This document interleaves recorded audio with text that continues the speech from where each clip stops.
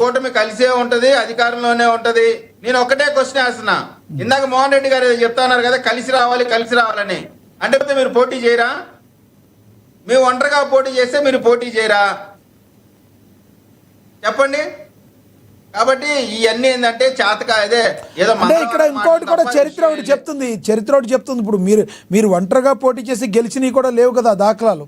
మీరు TDP party Chandrababu గారు ఆధ్వర్యంలో ఎప్పుడు పొత్తుల మీదే గెలిచారు, కానీ సింగిల్గా వెళ్ళినప్పుడు మీరు వెళ్ళడం కానీ ఓటమి పాలైన సందర్భాలే ఉన్నాయి. అది వాళ్ళు అనేది ఒకటి. ఇప్పుడు రాజశేఖర రెడ్డి గారు అనేక కాలం నుంచి 78 నుంచి రాజకీయంగా ప్రయత్నం చేస్తా ఉన్నాడు. ఆయన 2004లో అన్ని పార్టీలతో పొత్తు పెట్టుకుంటేనే కదా ముఖ్యమంత్రి అయ్యాడు. ఆయన ఇండివిజువల్ గా అవ్వలేదు కదా.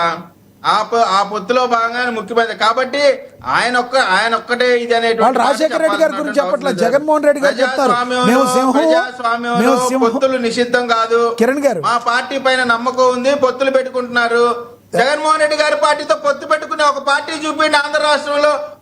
ఈ పార్టీ వైఎస్ఆర్ కాంగ్రెస్ పార్టీతో పొత్తు పెట్టుకునింది. ఒక చిన్న ఆర్గనైజేషన్ కూడా మీతో పొత్తు పెట్టుకోవాలి. సో మీరేమంటారంటే సీన్ లేదు కాదు సార్, మీరేమంటారంటే పొత్తు పెట్టుకుంటా కూడా అర్హత లేని పార్టీ కాబట్టి ఎవరు పొత్తు పెట్టుకోరంటారు మీరు వాళ్ళతో. మీరు అనేది 1000% అదే మాట. Right sir. రాక్షసులతో ఎవరు పొత్తు పెట్టుకుంటారండి? Okay right. మీరు వేరే పొత్తు ఎవరు పెట్టుకోరు? కాలకేయులు ఎప్పుడు సింగిల్ గానే వస్తారు, పొత్తు పెట్టుకోరు. రైట్. ప్రజలు కలిసి కట్టుగా రాక్షస సంహారం చేసేటప్పుడు కూడా దేవతలందరూ కూడా కలిసి పోటీ చేస్తారు, పోరాటం చేస్తాయి. Right sir.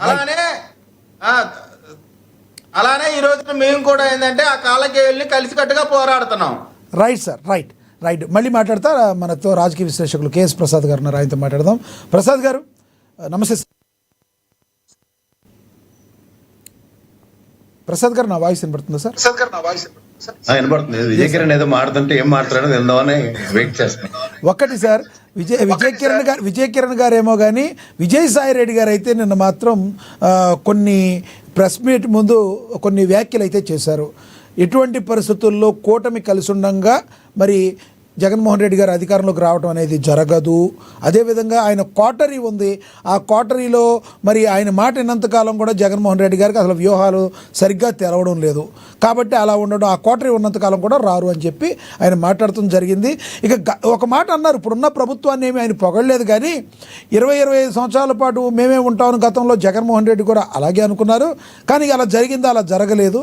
కాబట్టి నేను ఏం చేయబోతున్నాను, నేను ఎవరితో నేను ఏ రాజకీయ పార్టీలోకి రాబోతున్నాను అనేది, నేను రాజకీయాల్లోకి రానని చెప్పాను కానీ వస్తున్నాను, వచ్చే సమయం ఆసన్నమైందని చెప్పి కూడా ఆయన మాట్లాడటం జరిగింది. నిజంగా విజయసాయి రెడ్డి మళ్ళీ వైసీపీలోకి వచ్చే అవకాశం ఉందంటారా? ఎందుకంటే ఇప్పటి వరకు జగన్మోహన్ రెడ్డిని డైరెక్ట్గా ఆయన తిట్టింది లేదు.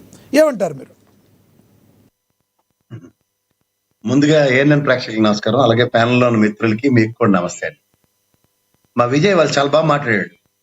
కాలకేయుడితో యుద్ధం అన్నాడు, చాలా నచ్చింది నాకు, అది మంచి స్టేట్మెంట్. కానీ కాలకేయుడితో యుద్ధం చేసి గెలిచిన బాహుబలి అండ్ ఇంకోడు ఆయన రానా రోల్ ప్లే చేశాడు, అతని పేరేదో ఉంది, బల్లాల దేవుడు. లాస్ట్ కి నిజమైన విలన్ ఎవరంటే బల్లాల దేవుడు అనే విషయం గ్రహించగలిగితే కాలకేయుడి యుద్ధం అన్నది చిన్న జుజుబి ఆట అన్నది అర్థమైతే విజయ్కి చాలా ఈజీగా అర్థం అవుతుంది. సో అంతర్గతంగా అన్న దగ్గర ఇవాళ విజయసాయి రెడ్డికి నిజంగా జగన్మోహన్ రెడ్డి పట్ల పూర్తిగా అవగాహన లేదని నేను డంకాపలస్గా చెప్పగలుగుతాను. ఎందుకు అంటే జగన్మోహన్ రెడ్డి మతిష్కంలో ఏ రోజు కూడా ఒక పార్టీతో పొత్తు పెట్టుకుందాం అన్నది లేనేలేదు. రెండోది, ఆయన యుద్ధం చేసే పార్టీలు రెండు ఎలాంటివంటే, ఉదాహరణకి అంటే నేను ఎప్పుడు బీజేపీ పార్టీ అంటే ఆటలు అట్టుపండి అని అంటాను. వాళ్ళతో ఏం కాదు, అసలు ఉన్నది చెడగొట్టడానికి తప్ప ఇంక దేనికి పనికిరారు రాష్ట్రానికి. రెండు విషయాలండి ఇక్కడ. మొదటి విషయం ఏంటంటే జనసేన అండ్ తెలుగుదేశం వీళ్ళ ప్రస్థానంలో అధికారంలో ఉన్నప్పుడు పొత్తు లేకుండా వాళ్ళ జీవితంలో రామారావు గారు పెట్టింది ఏంచి ఈ రోజు దాకా కూడా అధికారం అన్నది వాళ్ళకి పొత్తుతోనే వచ్చింది తప్ప మామూలుగా ఎప్పుడు రాలేదు. అని చేత దయించి ఇండిపెండెంట్ గా పోటీ చేసి పార్టీ పోరాటం చేస్తున్న పార్టీతో కంపారిజన్ చేయలేం. రెండోది, ఈ రోజు అధికారమే పరమావధి అనుకుని ఎవరైనా రాజకీయం చేస్తున్నారు అనుకుంటే దానికి నిలువెత్తు నిదర్శనం తెలుగుదేశం అనే ఎన్నోసార్లు చెప్పొచ్చు. ఇప్పుడు విజయసాయి రెడ్డి విషయంకి వస్తే ఆయన ప్రైమరీ మోటో ఈ ఏదైతే కూటమి ఉందో దాన్ని డిస్ట్రాయ్ చేద్దామని. కానీ ఇక్కడ తెలుగుదేశం తప్ప స్వతంత్ర ప్రతిపత్తి లేని రెండు పార్టీలు, ఉదాహరణకు జనసేన కానీ the same scenario BJP party కానీ, నేను ప్రతిసారి వాళ్ళ ఓటు పర్సంటేజ్ బ్యాంక్ మీద మాడుతూ ఉంటాను. ఈ రాష్ట్రంలో ఒక కాంగ్రెస్ తెలుగుదేశానికి కానీ వైఎస్ఆర్సీపీ కాంగ్రెస్ కానీ 8% 40% నెక్కసేన ఓటు బ్యాంక్ అన్నది ఉంది. But where it comes to Janasena కానీ మిగిలిన ఏ పార్టీలను తీసుకుంటే వాళ్ళు సింగిల్ డిజిట్స్ కి మాత్రమే పరిమితమై అందులో మరీ ఘోరాతి ఘోరంగా బీజేపీ అయితే 0.85%. అంచేత వీళ్ళ ముగ్గురు కలిసి